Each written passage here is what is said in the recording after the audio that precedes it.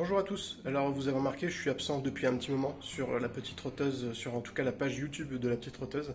Il y a eu pas mal d'articles de postés, etc., même récemment. Mais c'est vrai que ça fait un petit moment que j'ai pas posté de vidéo, puisque la dernière c'était le test de la Beaubleu B01, et qui a presque un an maintenant, donc ça commence quand même à dater. Vous êtes beaucoup à me demander ce qui se passe, à me demander si les vidéos vont revenir, etc. Donc j'ai décidé de faire cette petite vidéo. Alors c'est pas un gros montage, hein, c'est fait avec mon téléphone, c'est pas avec des gros moyens de studio, de toute façon je les ai pas. Mais l'idée c'est voilà, de vous expliquer un petit peu pourquoi pendant un an il n'y a pas eu de vidéo, et puis vous expliquer un petit peu aussi ce qui va arriver après. Alors en un an il y a beaucoup de choses qui se sont passées. Déjà l'été dernier j'ai changé de travail, donc en juillet dernier. J'ai changé d'entreprise parce que je ne suis pas que le rédacteur pour la petite trotteuse, hein. J'ai aussi une activité à côté, donc je suis designer dans la vraie vie, on a certains qui le savent. J'ai changé d'entreprise, donc voilà, c'était de nouveaux défis, un nouveau rythme à prendre, etc.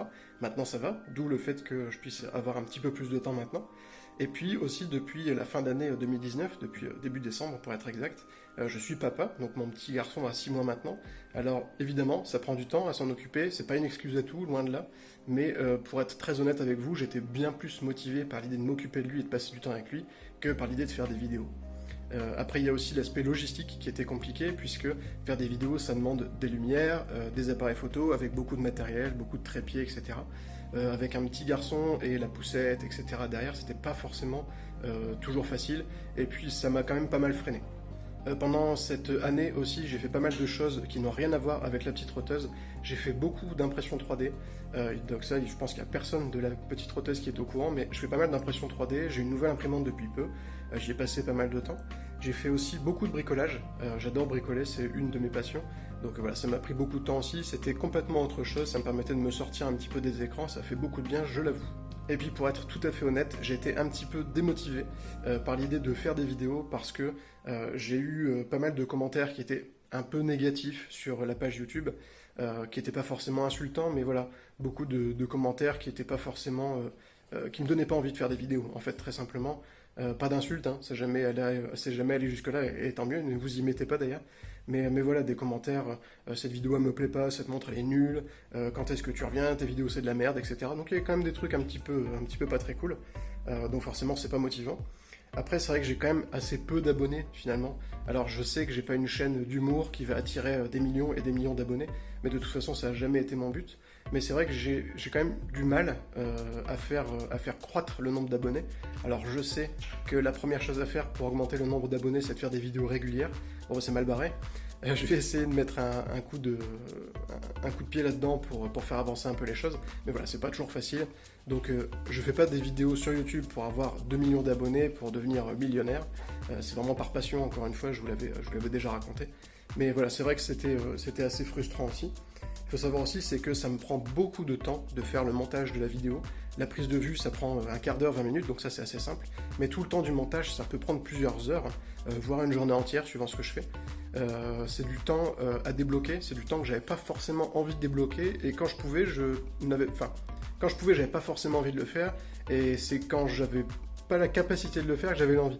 Donc bon, voilà, c'était un petit peu compliqué aussi. Maintenant, j'ai réussi à m'organiser un petit peu plus correctement, donc ça devrait aller.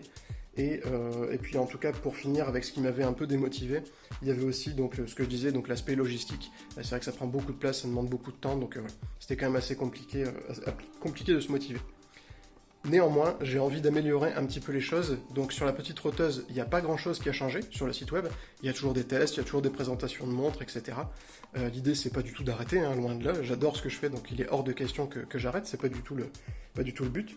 Je voudrais faire, c'est plus de vidéos. Alors, plus de vidéos de tests, comme vous avez déjà découvert aussi. Mais je voudrais aussi, c'est faire des tests un petit peu rapides, des tests en 1 ou 2 minutes. Pourquoi pas des unboxings aussi très rapides, type je reçois la montre, je l'ouvre, je filme en même temps, il y a très peu de montage, ça me prend très peu de temps, puis ça me permet quand même finalement de vous présenter une montre. J'y réfléchis, je me dis que ça peut être un format intéressant, à voir, à réfléchir, mais voilà, c'est quelque chose qui est clairement dans ma to-do list, comme on dit. Et je voudrais donc aussi faire des formats qui seraient... donc oui, ces formats d'ailleurs seraient aussi dédiés aux réseaux sociaux. Je pense qu'il faut beaucoup tabler maintenant sur Instagram, sur Facebook, et pas seulement sur YouTube. Donc voilà, je me dis ce petit format de 2, 3, peut-être 5 minutes conviendrait beaucoup mieux aux réseaux sociaux que des formats de 15 minutes comme je fais d'habitude.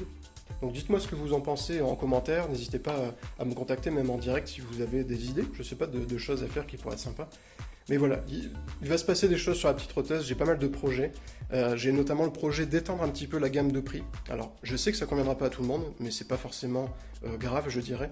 L'idée, c'est de diversifier un petit peu. Là, je fais donc des montres qui sont de 0 à 500 euros. Je me dis pourquoi pas étendre jusqu'à 1000 euros.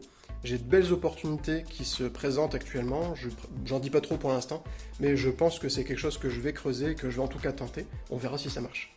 Voilà, cette vidéo est finie, je voulais juste vous expliquer du coup pourquoi cette absence et puis vous rassurer, non la petite rotasse c'est pas fini, je vais refaire des vidéos, elles vont arriver très bientôt. Vous voyez le matériel qui est prêt derrière moi, je viens d'en tourner une à l'instant, vous allez voir ça très bientôt, le temps de faire le montage et ce sera tout bon. Je vous remercie d'avoir vu la vidéo et je vous dis à très bientôt sur lapetitetrotteuse.com, sur Facebook, Instagram, YouTube, etc. Où vous voulez, mais en tout cas à très bientôt.